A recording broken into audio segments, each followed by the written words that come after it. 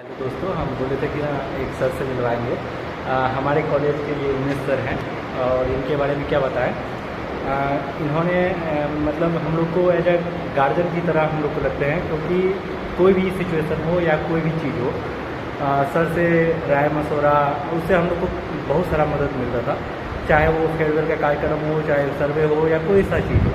दूसरा सर का एक सर्वे वाले सर के नाम से भी जानते हैं।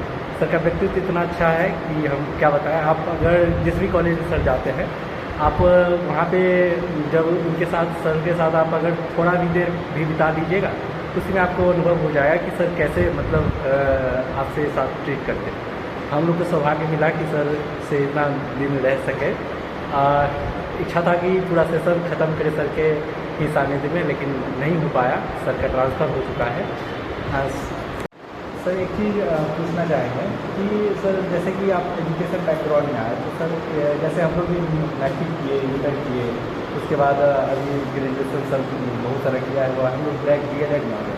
सर आपका एजुकेशन बैकग्राउंड कैसा रहा है कि सर इस पद पे आप अभी मतलब बुलाते हैं, और कोई स्टूडेंट आपकी तरह अगर बनना चाहे तो वो क्या क्या करें और क्या क्या चीज़ का ध्यान रखें जो एक अच्छा टीचर और आपके जैसा बन सके। और कोई सब जैसे आप कॉलेज के व्याख्याता है तो इस तरीके से सब कुछ बताइए। देखो, ऐसा है जो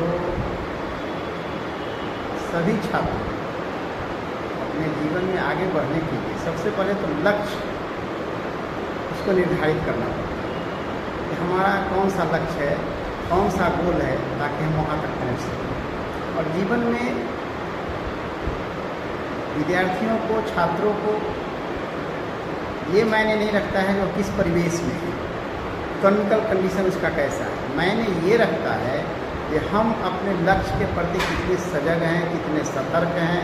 अगर हम सजग और सतर्क हैं तो सफलता आज न कल मेरे पास होती है। जहाँ तक मेरा अपना पढ़ाई लिखाई का सवाल है, तो मैं अपने लक्ष्य के प्रति हमेशा सफल रहा, सजग रहा, सतर्क रहा, और अनुशासित तरीके से अपने गुरुजनों के पास जाकर, अपने परिवार के वैसे लोग जिनको शिक्षा दीक्षा से कुछ संबंध था, उनके पास जाके हमेशा कुछ न कुछ सीखने का काम किया, कुछ न कुछ जानने का काम किया। और हमको जहाँ से कुछ भी शिक्षा मिल गई, हम जान गए नहीं ये सर हमें ऐसा बता रहे हैं, इस ढंग से हम करेंगे तो हम भविष्य में आगे बढ़ेंगे, तो हमको वो ये नहीं लगता था कि हमको क्या कर रहे हैं।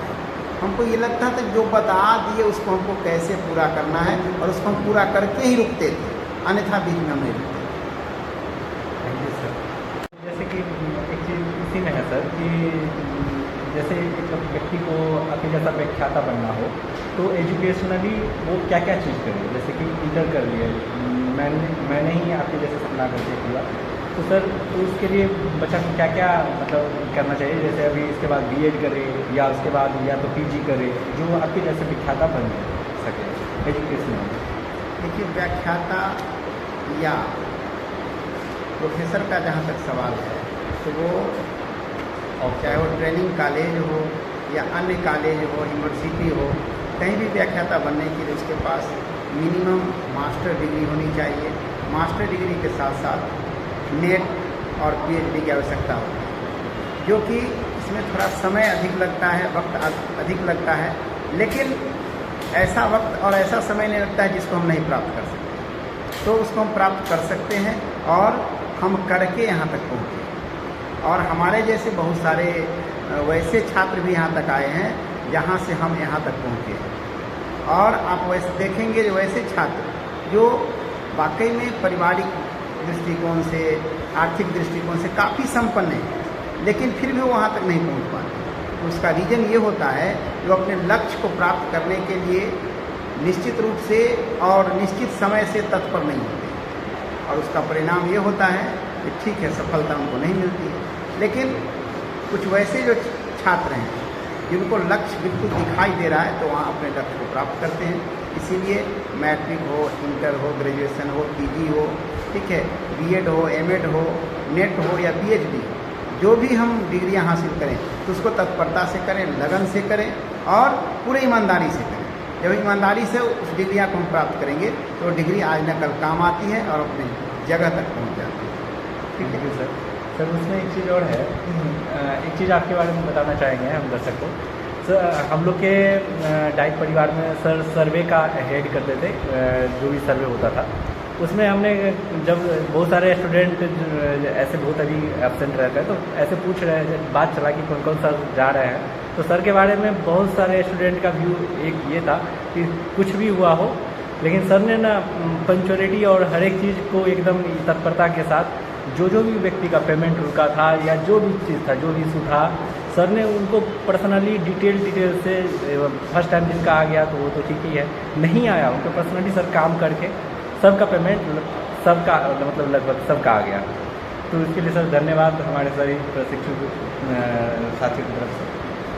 और एक चीज़ और सर इसमें ये पूछना चाहेंगे, एक स्टोरी बताए थे सर एडमिशन के टाइम पे जब आपको ये हुआ था कि एडमिशन में दिक्कत हुई थी और कुछ धांधली वगैरह पहले चलता था, तो ये क्या स्टोरी है सर, कुछ और बताइएगा। देखो क्या है बता रहे हैं, जो किसी भी संस्थान में हो, किसी भी समाज में हो, किसी भी सोसाइटी में हो, आप देखते होंगे जो अगर नदी में स्वच्छ पानी बह रहा है तो उसके साथ साथ गंदा पानी भी बह रहा है। तो आपको ये देखना है जो हमको उस नदी की धारा में जो दोनों पानी बह रहा है तो हमको किसके साथ चलना है, स्वच्छ पानी के साथ चलना है या गंदा पानी के साथ चलना है, लेकिन दोनों साथ साथ बह रहा है। तो हर जगह कुछ ना कुछ कमियां हैं, हम उस कमियां को देखें नहीं, उस कमियां से हम जूझे नहीं, बल्कि उस कमियां से साइड होके हम अपनी सफलता को कैसे पाएं, ये हमको देखना है। और जहाँ तक नामांकन का मेरा सवाल है, तो नामांकन उस दौर में ये नेटवर्क नहीं थे, एडमिशन जो है वह फिजिकली रूप से होता था, मतलब ये हम लोग के कॉलेज लेवल पर होता था और कॉलेज लेवल पर कुछ धांधलियाँ होती थी जिसमें हमको काफ़ी कठिनाई का सामना करना पड़ा।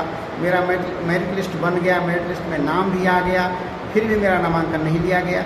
लेकिन चूँकि हम किसी काम को उतने अच्छे से देखते हैं और तब तक नहीं बैठते हैं जब तक कि हम उसको पा नहीं लेते हैं, इसीलिए मेरा नामांकन हुआ। यानी कि थर्ड लिस्ट फोर्थ लिस्ट का नामांकन हो जाने के बाद भी सबसे लास्ट में मेरा नामांकन हुआ, लेकिन चूँकि मेरा नाम आ गया था, लिस्ट में मेरा नाम था, तो अंत तक करना पड़ा। क्योंकि हम बैठे हुए नहीं, हम अपने अधिकार के लिए लड़ रहे थे, तो मेरा नामांकन हुआ। इसीलिए हम ये सभी छात्रों को कहते हैं कि जो भी काम करो तो अच्छे से करो, ईमानदारी से करो और उसको तब तक करते रहो जब तक कि उस काम का अंतिम बिंदु पर आप पहुँच नहीं। ठीक है, धन्यवाद। Thank you sir, thank you so much. और हम लोग जब भी मौका मिले हम लोग तो चाहेंगे सर कि आपका अगर कहीं फिर ट्रांसफ़र हुआ तो हम लोग कहीं कॉलेज में आए। थैंक यू सो मच इतना बहुमूल्य समय देने के लिए। चलिए, बहुत सभी विद्यार्थियों को और ये डाइट परिवार के सभी विद्यार्थी मेरे नज़र में हैं और मेरा आशीर्वाद है कि ये लोग सभी लोग आगे बढ़ें, अपनी जगह को, अपने मंजिल को प्राप्त करें। धन्यवाद। जानते हैं, जब हमने कॉलेज में पूछा अपने मतलब सारे मित्रों से, चाहे वो लड़की हो लड़का हो, तो मतलब फीडबैक में ना उमेश सर से लड़की का यही कहना था, लड़कियों सबका और लड़कों का भी, कि उमेश सर के लिए ये कहेंगे ना कि हम लोग को स्टेज पे जाना सिखाया, मतलब जानबूझ करके जाओ स्टेज पे कुछ बोलो, मतलब ऐसे धकल करके, जिससे क्या हो तो स्टेज का जो फेयर हो यानी कि डर हो वो ख़त्म हो। तो उमेश सर मतलब ये बात इसमें हम भी समझते हैं, ये चीज़ हम देखते भी थे सर को, क्योंकि लड़की को बहुत डर लगता था कि हाँ स्टेज पे जाके कैसे बोले, इतने सारे लोग हैं, ये सबके मन में आती है। मैं ये नहीं कह रहा स्पेशली लड़की के लिए, हमारे कॉलेज में अक्सर इस बार के सेशन में लड़की का प्रोपोर्शन ज़्यादा है लड़कों की तुलना में। तो उनका कहना था कि सर ने हमें ना मंच पर बोलना सिखाया, मतलब कि मंच पे जा कर के आप बिना डरे, बिना कोई भय के आप निर्भीक होकर के कैसे बोल सकते हो, और बहुत सारी चीज़ें बताया। फीडबैक में ये चीज़ इम्पोर्टेंट